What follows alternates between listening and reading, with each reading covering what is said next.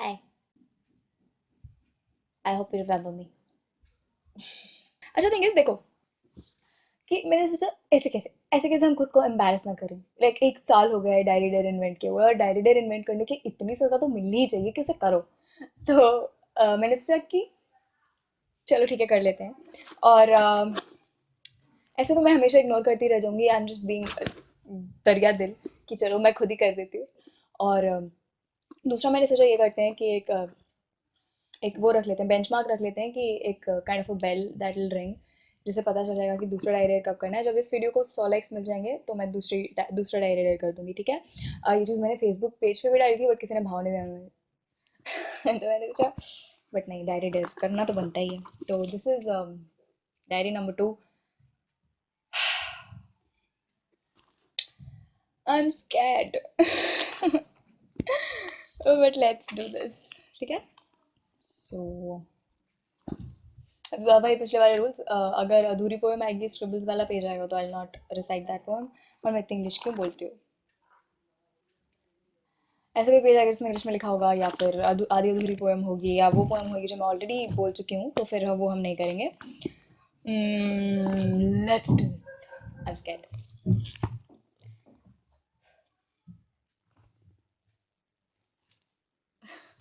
डर लग रहा।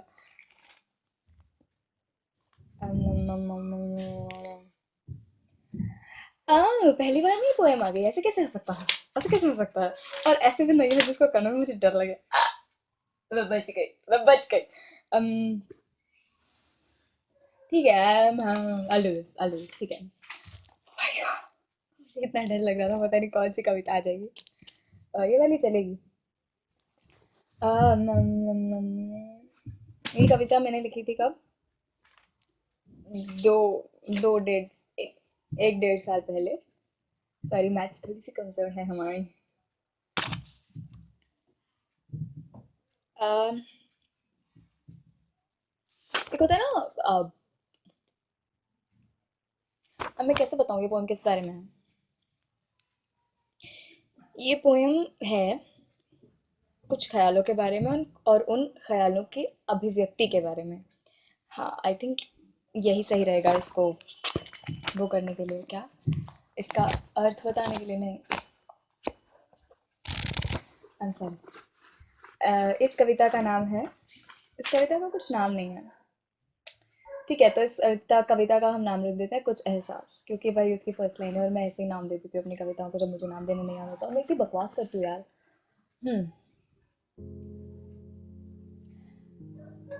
कुछ एहसास इतने गहरे होते हैं जिन्हें कहने से भी डर लगता है कि जिस चीज का वजूद न हो कहीं आवाजों से अस्तित्व न पाले,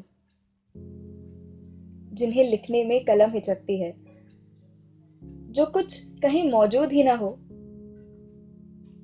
हर्फ की स्याह लकीरों से व्यक्तित्व न पाले, कहीं उन्हें अपने होने का गुमान न हो जाए, कहीं उन्हें अपने ही अतर की पहचान न हो जाए,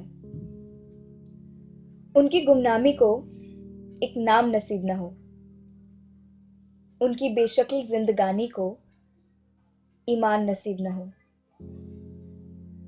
वो एहसास जिनको हम विश्वास दिलाते रहते हैं कि तुम हो ही नहीं, तुम किसी गलत फहमी के फसाद से टूटे हो, इस शजर की जड़ें ही झूठी हैं, जिनको हम रातों में दबाते हैं तकिए के नीचे और सुबह फिर से मुट्ठी भर जेबों में रख लेते हैं,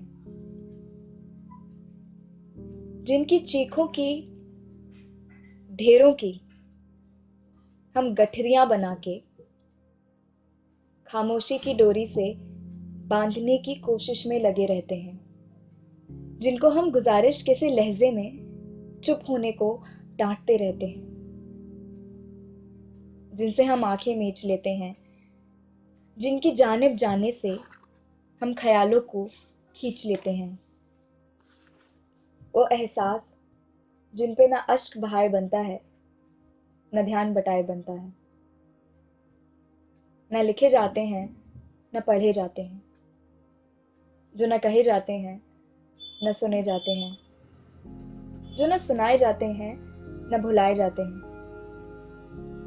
वही कुछ एहसास होते हैं जो लिखने पे मजबूर करते हैं।